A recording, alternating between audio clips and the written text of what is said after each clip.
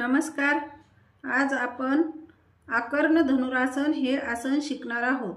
या आसनाची संपूर्ण माहिती समजण्यासाठी व्हिडिओ शेवटपर्यंत नक्की पहा। आकर्ण धनुरासन या आसनाला आकर्ण धनुरासन असे म्हणतात, कारण ही आसन स्थिती पूर्ण झाल्यावर धनुष्याची प्रतंचा लावल्याप्रमाणे हातापायात ताण निर्माण होतात, म्हणून या आसनाचे नाव आकर्ण धनुरासन असे पडले आहे। हे आसन कसे करावे त्याची प्रत्यक्ष कृती याप्रमाणे आहे।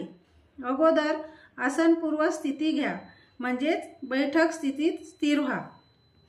आता डावा पाय गुडघ्यात वाकून उजव्या मांडीवर ठेवा। डाव्या हाताने उजव्या पायाचा व उजव्या हाताने डाव्या पायाचा अंगठा धरा। तर्जनी व मध्यमा म्हणजेच अंगठ्या शेजारचे बोट व मधले बोट या दोन बोटांची आकडी करून अंगठे घट्ट पकडा। बोटांची पकड पक्की असणे हे या आसनात खूप महत्त्वाचे आहे। आता श्वास घेत डाव्या पायाचा अंगठा उजव्या हाताने कानापर्यंत नेण्याचा प्रयत्न करा। आपल्या हाताच्या कोपराची दिशा मागील व वरील बाजूस राहील याची दक्षता घ्या आणि डोके सरळ ठेवा। डोके वाकवू नका। नजर उजव्या पायाच्या अंगठ्यावर स्थिर ठेवा आणि पाय ताणून ठेवण्याची क्रिया चालू ठेवा व संथ श्वसन चालू ठेवा। 15 ते 20 सेकंद आसन स्थिर ठेवा। आता आसन स्थिती या क्रमाने सोडा। प्रथम श्वास सोडत सावकाश डावा पाय उजव्या मांडीवर ठेवा। आता डावा पाय सरळ करा आणि बैठक स्थितीत स्थिर व्हा। आता अशीच कृती उजव्या बाजूने पण करायची आहे। उजवा पाय गुडघ्यात वाकून उजव्या मांडीवर ठेवा।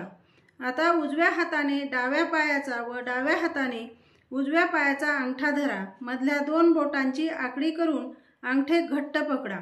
आता श्वास घेत उजव्या पायाचा अंगठा डाव्या हाताने डाव्या कानापर्यंत नेण्याचा प्रयत्न करा आणि हाताच्या कोपरांची दिशा मागील व वरील बाजूला राहील याची दक्षता घ्या।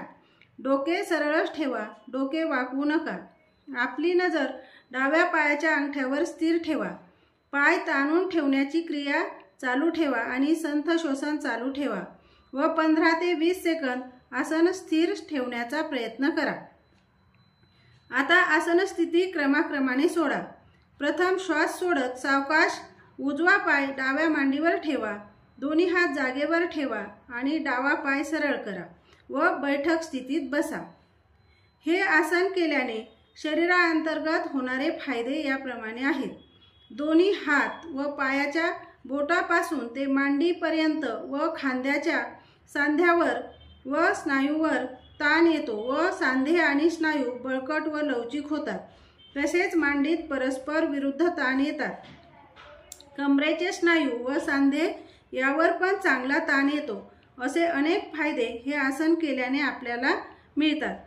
हे आसन करताना याप्रमाणे दक्षता घ्यावी। मांडीच्या सांध्यात ताठरपणा असेल किंवा ऑपरेशन झालेले असल्यास अशा व्यक्तींनी हे आसन करू नये।